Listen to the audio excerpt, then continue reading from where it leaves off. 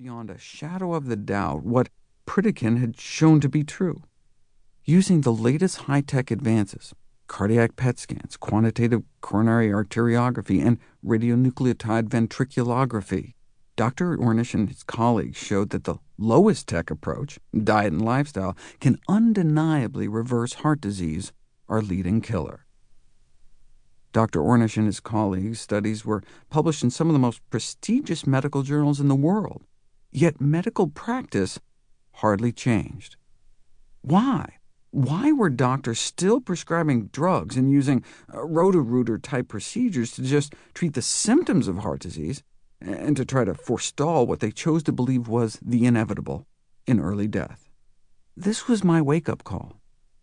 I opened my eyes to the depressing fact that there are other forces at work in medicine besides science.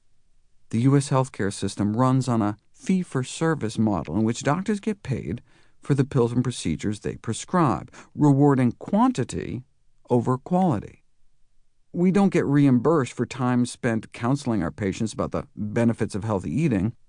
If doctors were instead paid for performance, there'd be a financial incentive to treat the lifestyle causes of disease. Until the model of reimbursement changes, I unfortunately don't expect great changes in medical care or medical education. Only a quarter of medical schools appear to offer a single dedicated course on nutrition. During my first interview for medical school at Cornell University, I remember the interviewer emphatically stating, quote, "Nutrition is superfluous to human health." And he was a pediatrician. I knew I was in for a long road ahead. Come to think of it, I think the only medical professional who ever asked me about a family member's diet was our veterinarian. I was honored to be accepted by 19 medical schools. I chose Tufts because they boasted the most nutrition training, 21 hours worth, although that's still less than 1% of the curriculum. During my medical training, I was offered countless steak dinners and fancy perks by Big Pharma representatives, but not once did I get a call from Big Broccoli.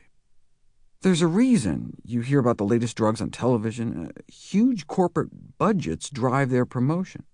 The same reason you'll probably never see a commercial for sweet potatoes is the same reason breakthroughs on the power of foods to affect your health and longevity may never make it to the public. There's little profit motive.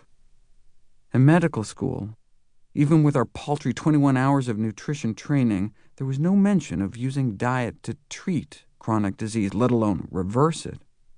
I was only aware of this body of work because of my family's personal story. The question that haunted me during training was this: if the cure to our number one killer could get lost down the rabbit hole, what else might be buried in the medical literature? I made it my life's mission to find out. Most of my years in Boston were spent scouring the dusty stacks in the basement of Harvard's Countway Library of Medicine. I started practicing medicine, but no matter how many patients I saw in the clinic every day, even when I was able to change the lives of entire families at a time, I knew it was just a drop in the bucket. So I went on the road.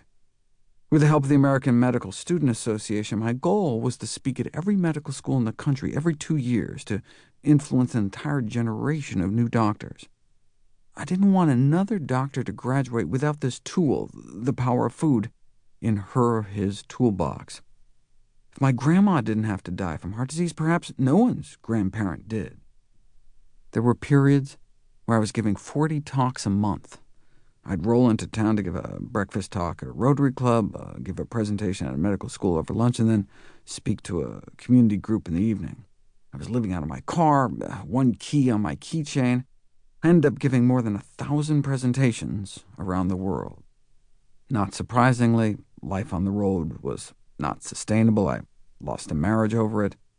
With more speaking requests than I could accept, I started putting all my annual research findings into a DVD series, latest in clinical nutrition. It's hard to believe I'm almost up to volume 30 now.